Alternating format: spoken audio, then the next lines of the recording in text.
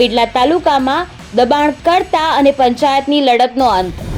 સીમરડા ગામમાં ઘણા સમયથી ચાલી રહ્યો હતો અણબનાવ।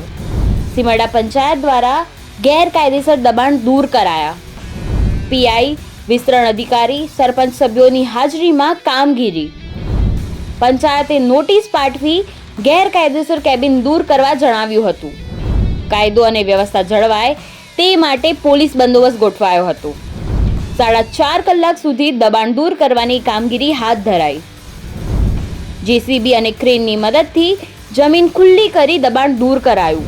પેટલાદ તાલુકામાં દબાણકર્તા અને પંચાયતની લડતનો આખરે અંત આવ્યો છે। સીમરડા ગામમાં ઘણા સમયથી કરાયેલા દબાણ દૂર કરવામાં આવ્યા છે।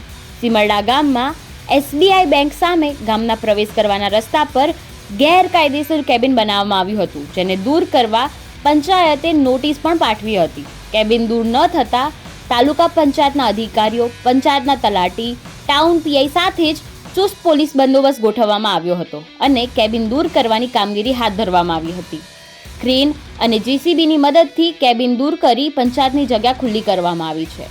કાયદો અને વ્યવસ્થા જળવાય તે જ માટે ટાઉન પીઆઈ એવી પરમારની હાજરીમાં ચુસ્ત પોલીસ બંદોબસ્ત ગોઠવી દેવાયો હતો, પરંતુ દબાણ કરનાર સુરેશભાઈ દલાભાઈ રોહિતના પરિવારે દબાણ દૂર કરવા સમય સરપંચ અને પંચાયતના સભ્યો સાથે તું મેં પણ કરી હતી, તો પોલીસે મધ્યસ્થી કરી કાયદો હાથમાં ન લઈને દબાણ દૂર કરવાની કામગીરીમાં સાથ સહકાર આપવા વિનંતી કરી હતી અને જો સહકાર નહીં આપવો તો કાયદેસરની કાર્યવાહી કરવા પણ જણાવ્યું હતું।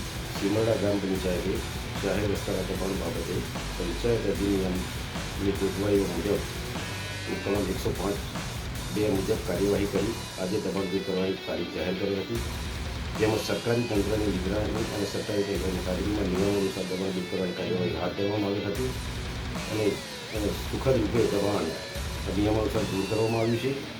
આ જાહેર જગ્યા ઉપર સરકારી યોજના હેઠળ રસ્તો મંજૂર થયેલ હોય અને જેના કામે ગ્રામ પંચાયતે નિયમો અનુસાર કાર્યવાહી કરેલ છે।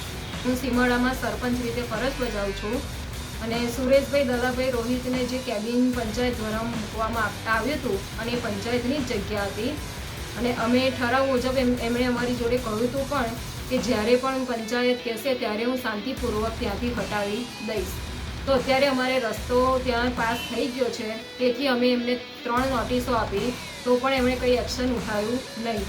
પછી અમે ચોથી નોટિસમાં એમને તારીખ સાથે કહ્યું હતું કે 9 તારીખે બપોરે 12 વાગ્યે અમે કેબિન હટાવવા આવીશું, તો પણ એમણે કંઈ એક્શન કર્યું નહીં અને અત્યારે પછી અમે અમારી જાતે જ ત્યાંથી કેબિન અમે હટાવ્યું છે, પણ અંદર જે એમનો માલ સામાન હતો એ પણ અમે શાંતિથી અને સહી સલામત એમના ઘરમાં મૂક્યો છે, પ્લસ કે એમનું કેબિનને કે એમના કંઈ પણ સાધનને નુકસાન કર્યા વગર અમે અહીંયા પંચાયત આગળ લાવીને અમે મૂકી દીધું છે।